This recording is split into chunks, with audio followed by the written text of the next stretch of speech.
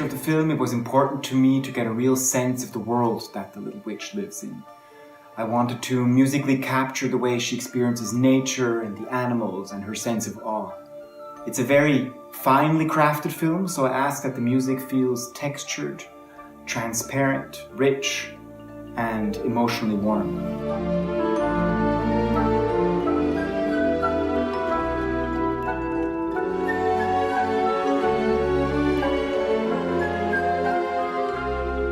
Orchestrally, we mainly use a lot of woodwinds. So there were a lot of flutes, clarinets, piccolos, but also contrabassoons.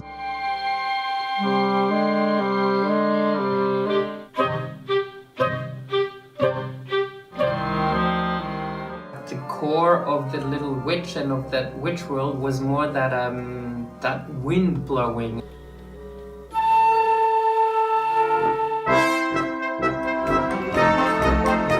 The whole project marks our first experience of combining three elements which are completely different. One of them being a full live orchestra, the other one being Nora's voice, which is very close, and the third element of all these strange kind of sounding instruments.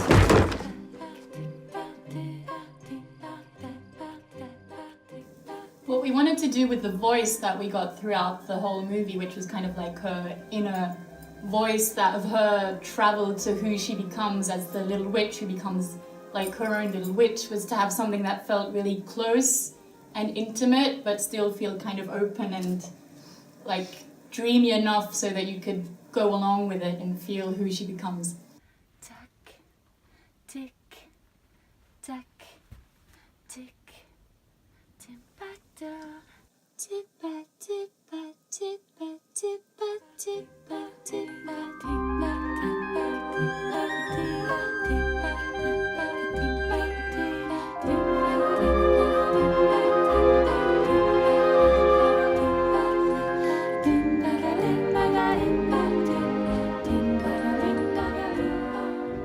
I wanted to work with composers who dared to make musical statements and were flexible enough to both create the rough and raw feeling of the witches making music, as well as the emotional themes for the principal characters.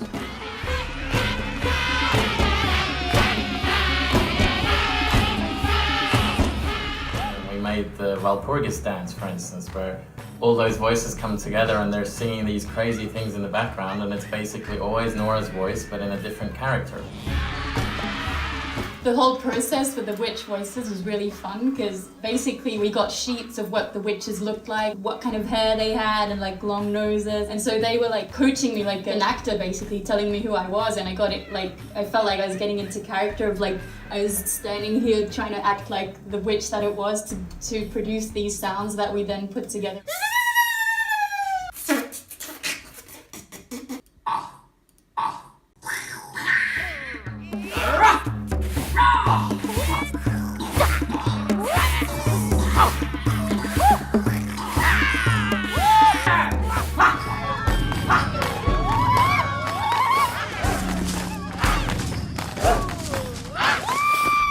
This is a great surface for an industrial broom, which doesn't really look very romantic when you think of a witch's broom, but it was what we thought sounded the most accurate to what we were looking for, and it sounds like this.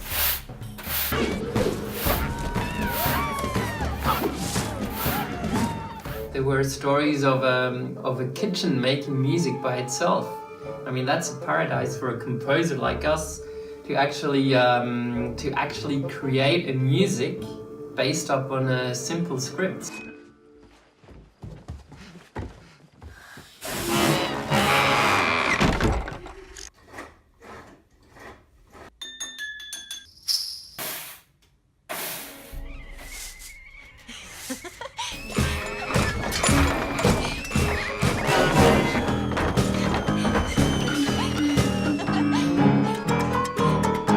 Stovepipe, for example, that shows up in the movie, and that was the same process. It was like, well, how would a stovepipe sound? We don't have one to play on. I mean, we don't have like a mouth this big, so what would it sound like? And we found, we started to play on a, what are they? Watering can. Yeah, like an old watering can, and we just kind of blew in there and we were like, that's what it sounds like.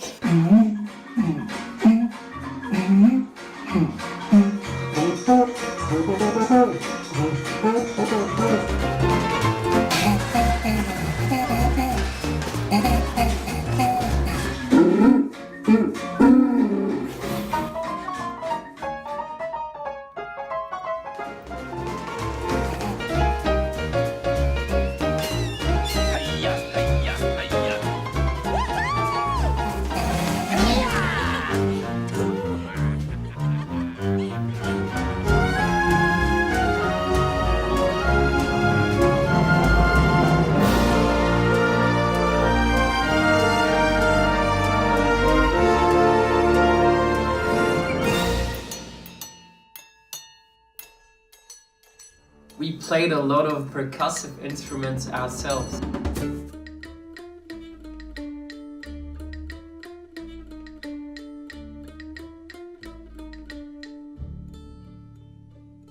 It was also a lot of fun to do a lot of the music here in the studio.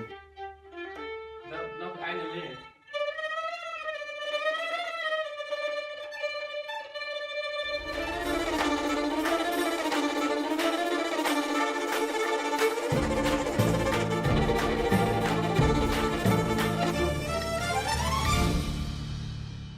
We came to the whole scoring process. We sat on the piano and like we probably composed about, I don't know, 30 or 40 different themes to actually find the themes.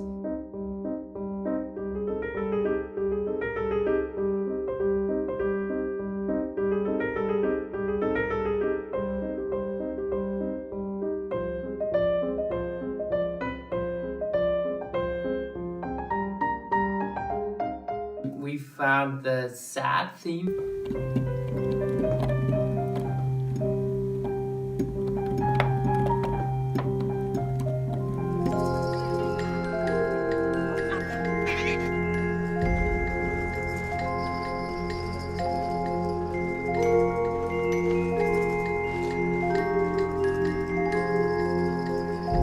The very happy theme with a lot of success. Es schleit! Abraxas! Es schleit!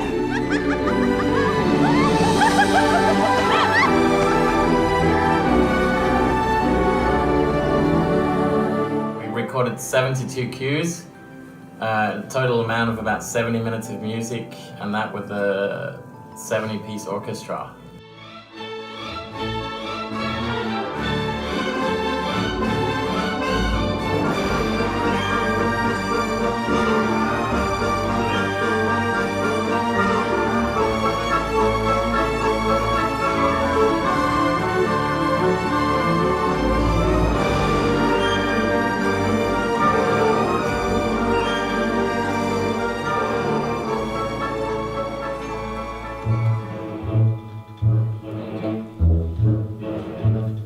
Working with Diego, Nora and Lionel meant a lot of exchange in an inspiring way.